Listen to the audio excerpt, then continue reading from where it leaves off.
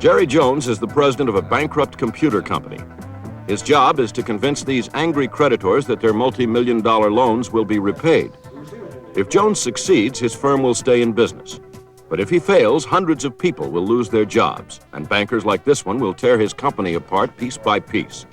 This week on Enterprise, Bankrupt. I'm Eric Severide. Business isn't easy. I learned that in the 20s when my father's small North Dakota bank failed. The farms and businesses to which he had loaned money simply couldn't pay him back. The problem of bankruptcy is still with us. This year, 75,000 businesses will go bankrupt, costing millions of lost jobs and billions of dollars in unpaid debts. But some of those businesses will be here next year because increasingly bankruptcy has become a form of financial reprieve. A company is given one more chance to pull itself together by making a deal with its creditors so it can stay in business without being sold off. This week we'll take a look at one business that against all odds will try to make its way back to solvency. But more importantly, we'll be taking a look at people caught up in a struggle that will profoundly affect their lives. Boston, with Harvard, MIT, and a dozen other universities nearby.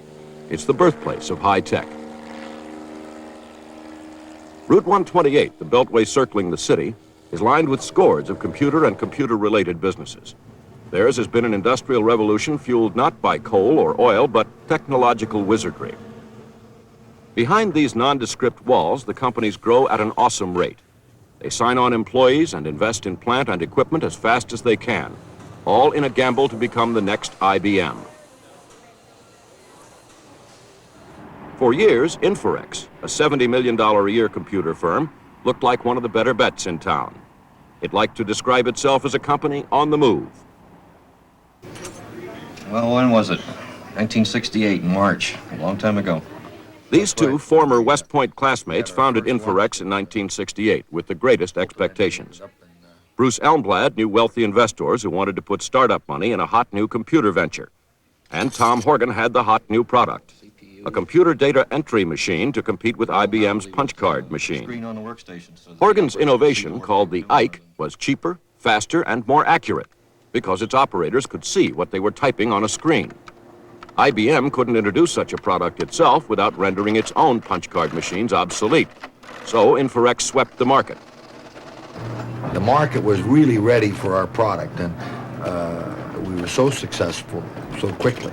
And I always think of the story of Jerry Gray, who was a technician at the time.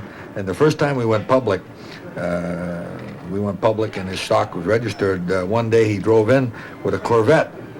And somebody told him, Jerry, geez, that's an expensive car. He said, no. He said, only cost me $23.30. Because that's what he paid for the stock, Inforex stock that he sold to buy the Corvette. On the stock market, fortunes were made on Inforex, but not by Tom Horgan.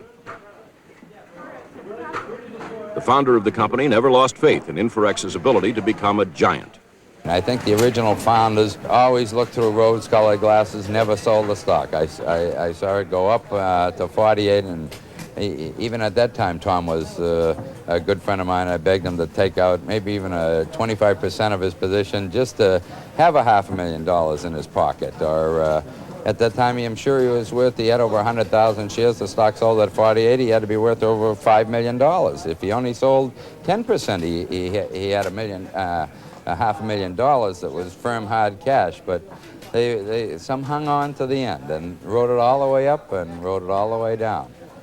An awful lot of companies like Inforex come up very fast, and it's somewhere around the 40 to 50, $60 million transition period. A lot of companies just blow apart, or they get through it and continue to grow and get really big. And we didn't get through that $50 million point in the smoothest, swiftest way we could have. Shortly after Inforex celebrated its 5th birthday, Horgan was forced out by the board of directors because he couldn't come up with a profitable second product, a successor to the Ike. In any young, growing industry, there is constant pressure on companies like Inforex to innovate just to keep up with the competition, as this computer fair demonstrates. Inevitably, other computer companies began to make their own versions of Inforex's Ike and eventually outsold it. Meanwhile, Inforex's attempt to stay in the race with a new line of more sophisticated products failed miserably. The company fell behind and stayed behind. From 1974 through 1979, the company spent a lot of money in an attempt to develop new products into this new emerging marketplace. Frankly, it failed. Bob Moore, former I wanted to Inforex cut chief back financial officer. within the cash flows of the company, because I thought it was absolutely paramount that we do that in order to survive. And line management didn't agree with that. They wanted to continue an onward thrust with some modest cutback, and they won.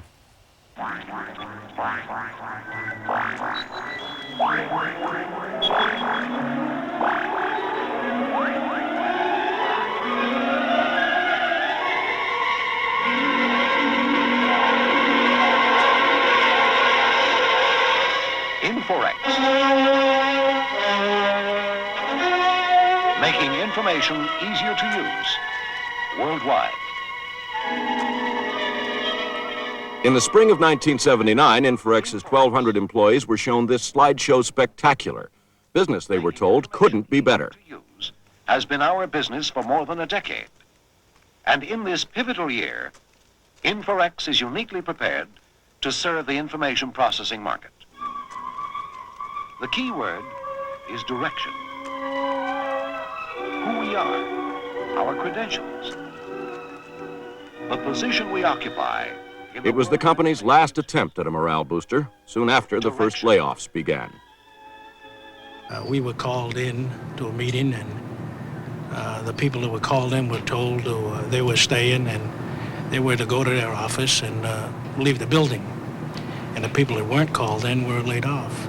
It came, believe it or not, to me as a complete shock. I think maybe I caught a little rumblings about an hour before it happened. There was a mad dash to see who would get to the bank first, the local banks, to cash your check. The checks bounced. There are a lot of people in the company who had mothers, fathers, sisters, and brothers all working here, and whole families were laid off.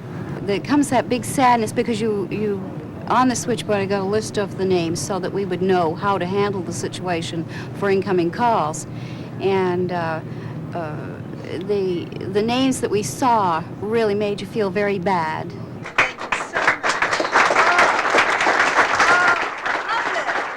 Some people who weren't laid off left the sinking ship as soon as they could. Personnel Director Joanne Warren, who had hired most of the Inforex team, went to work for another local computer company. Thank you so very much. I look at each one of you and I thank God very much that He gave me 8 wonderful years at the best company there is. And you people are the best company. You make Inforex. When you think about the fact that here is a young, exploding industry, and which is fraught with glorious stories of successes. And it takes some kind of special talent to fail in the middle of that. And that's what we did. So what you have is the classic American tragedy. It's a failure, classic American failure. One day, there simply was no money left to pay the bills. The company was $60 million in the red.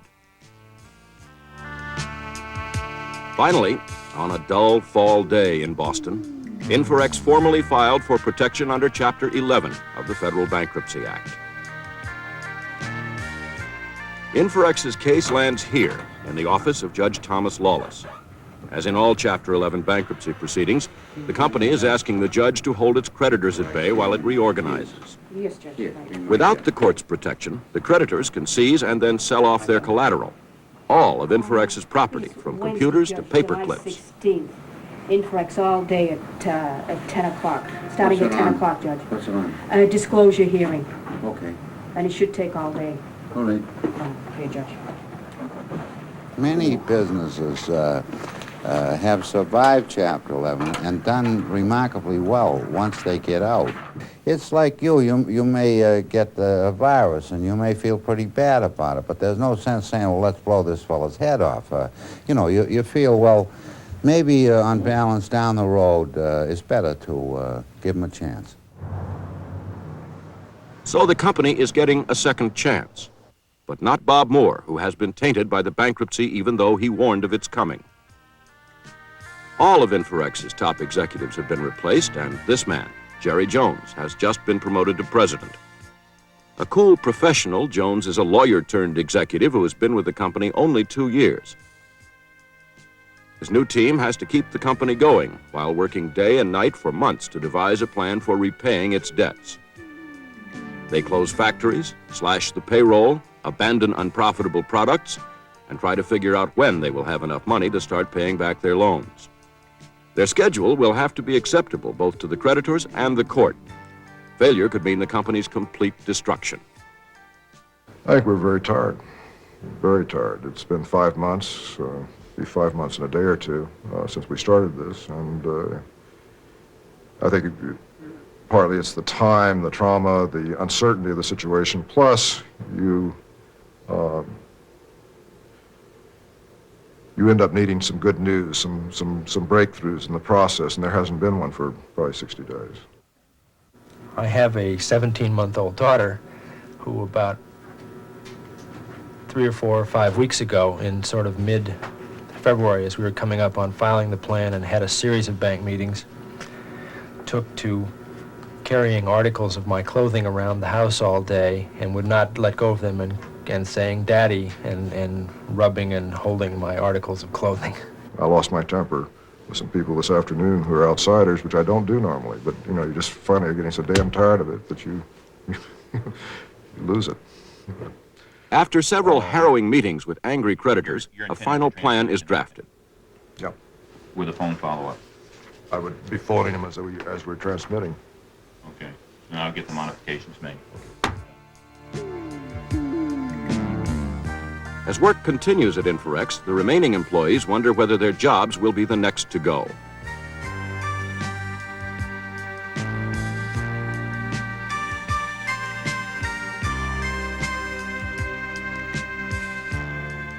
The great fear is that the final plan will be turned down by the creditors at the big meeting next week. I think there's a general feeling in the company that this is the crucial bank meeting, that if we've danced around and negotiated for 5 months now, and that this is going to be it. We're going to make a deal now, or else it's going to be very hard in the future. Maybe we'll just have one crammed down on us in the future if we don't. This is it. At the same time, bankers like Bob Truslow are trying to decide whether the company is worth more to them dead or alive. But generally, a chapter proceeding is sort of the end of the line where you feel you've got to call a halt or things are going to get much worse rather than better. Attorney Robert Gargle represents the Wells Fargo Bank, another creditor. Can I realize more money for my position? And if I have collateral, can I liquidate, sell my collateral and realize more money than leaving it with the debtor? Basic goal is to get as much money out of it as you can. He has to also assess the risk in the risks involved in whether the debtor can really fulfill the promise. 6 months after the bankruptcy, the creditors and their lawyers assemble in this Boston skyscraper. The crucial meeting at last. Again, as Fred indicated, our estimate of the amount of payment to the financing group as a result of through last week will be $2.7 million, and we've been assuming throughout this process in our negotiations with you that by the end The of Inforex March, managers have to convince the bankers that in time each of their loans will be repaid. But the bankers are wary. They're the ones who made the loans in the first place. Their careers might be damaged if Inforex doesn't deliver on its promises. Manufacturers Hanover Trust is owed $2.3 million. Wells Fargo, $3 million. First National Bank of Chicago, $8 million. And Lease Financing Corporation, $17 million. Mark Bazrad has to get that money back, or lease financing could go down the drain. These are all secured creditors who can seize and sell off the property Inforex put up as collateral for their loans. And that's just about the entire company. But the Inforex executives and their lawyers insist that's not necessary. They begin the meeting with a glowing progress report. As Fred indicated, if you look down the percentage column and on the current operating order, you will see through last week our success to date during this order. I point out, particularly with respect to the U.S. rental and maintenance returns, that we have done extremely well against our projections. Our employee expenses, annualized, have been reduced by $20 million. There has been a slight increase in the number of units that we're servicing. That is the basis of the rental income, which has been assigned and pledged to you. Inforex dominates the first round, but then the creditors come out swinging. What has it been costing us, and what will it cost us in terms of cash that doesn't flow, that is spent but does not flow back in over, let's say, the past 3 months and the next 3 to 4 months? Because it's coming out of our high. I have a question to ask you. To what extent are your projections predicated upon the projected recession? And how long do you think that might continue, and how it would affect your projections? The posturing, the negotiation, the staking out of position is the most important part of the whole. Sometimes we characterize it as a dance, to not give up too much too early, to let the other guy make his bid first, to stake out, to constantly stake out the maximum amount of territory so that you're not perceived as giving up anything, even if in the end you intend to give up a lot. After 3 grueling hours, the Inforex team leaves the bankers to fight it out amongst themselves in a closed meeting. Beyond the question of whether they can trust Inforex to repay their loans are the questions of who will be repaid in the shortest time and who will be paid the most interest. Meanwhile, outside the conference room, John Menaris worries that hardliners like Wells Fargo will set the tone of the meeting.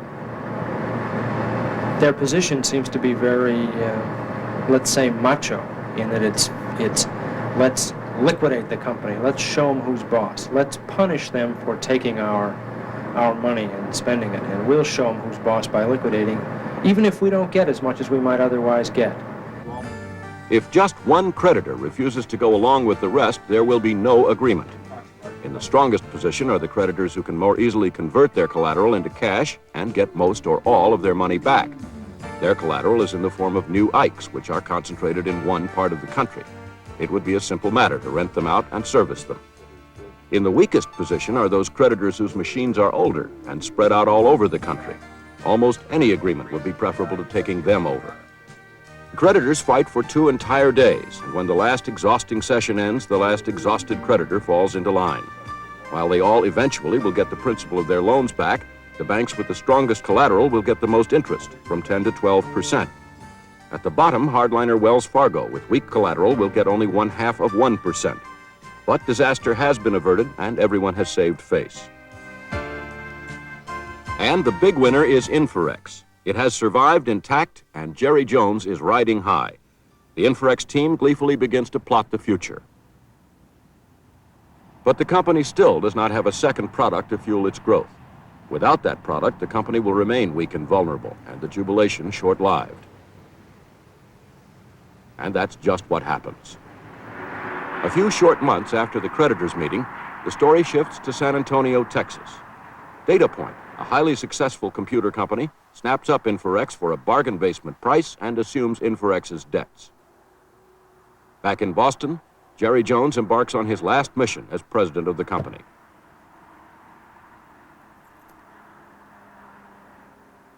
There's no question, it's a disappointment.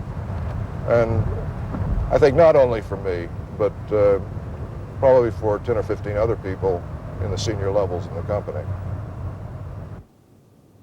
Datapoint has sent one of its senior vice presidents, John Hale, to close the deal.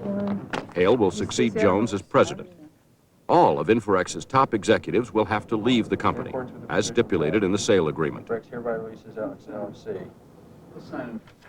During the tedious, hours-long meeting, all the necessary papers are checked and rechecked by the lawyers from both companies.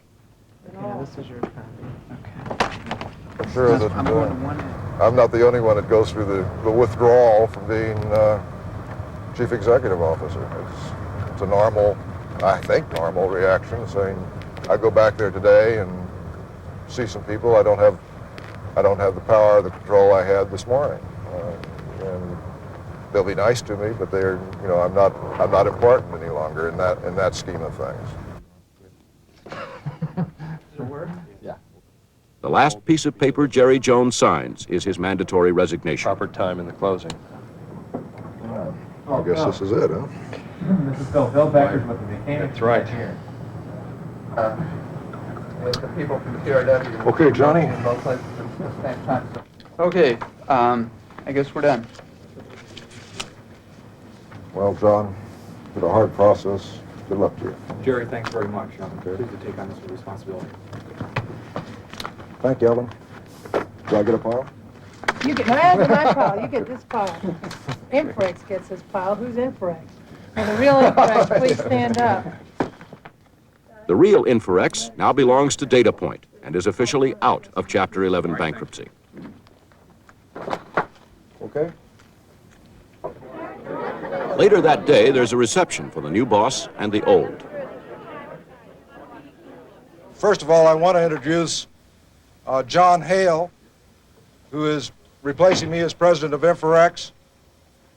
I think John, who's met with some of you, is already recognized as a human person and can deal with an organization that has been through a hell of a lot of problems. And we're delighted to have him with us.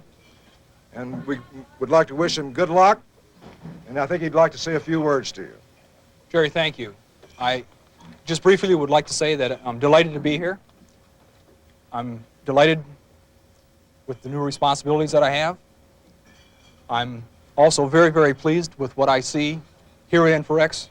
Ironically, as Hale speaks, some Inforex employees wistfully recall that 10 years earlier, their company had nearly acquired Datapoint, when Datapoint was in financial trouble.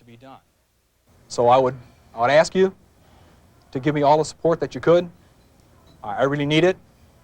And I think if we support each other, that we'll be able to be very successful in providing the service and the products that the Inforex customers need. Thank you for having me.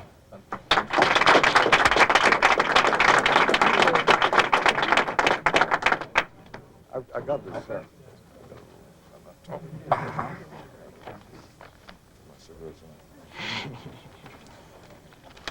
As a memento to the fact that together we came through this, I'd like to show you what will be presented to each of the employees of Inforex, a coffee mug. Okay? Now this coffee mug, I think, represents the spirit of our reorganization. It lists everybody's name in alphabetical order with a simple statement that we did it together. And again, thank you.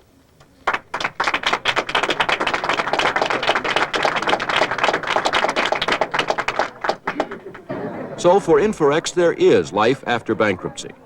Chapter 11 has succeeded in saving a viable business. Today, the pared-down company is making Ikes for Datapoint, saving hundreds of jobs. But for many of the people already gone, there is mostly sadness. I don't jump for joy to have seen it gone downhill. It had such a great future, and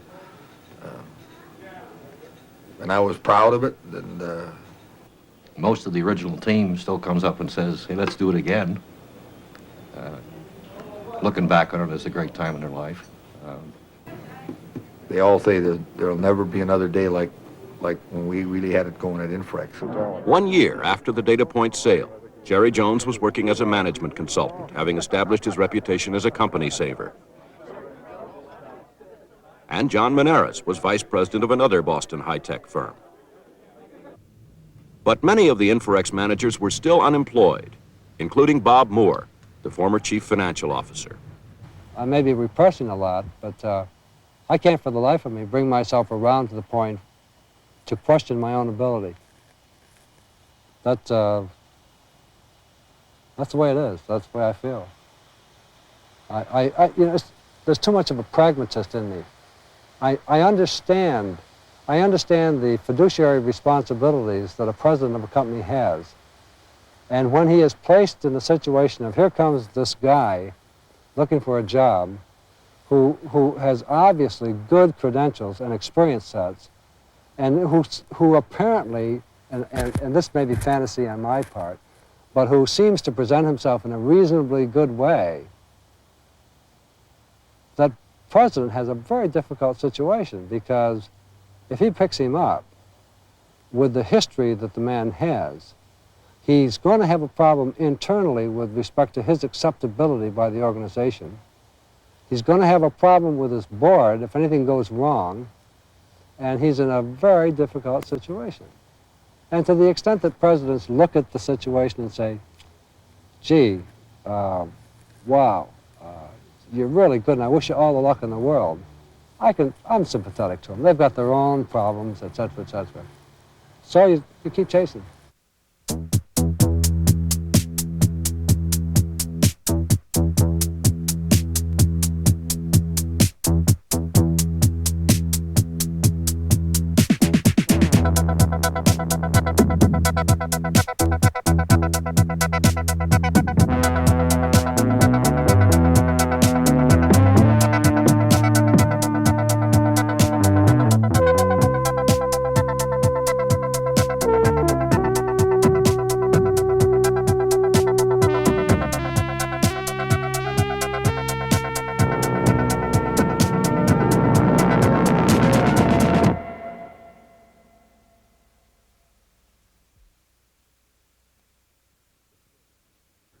This program was presented by WGBH-TV, which is solely responsible for its content.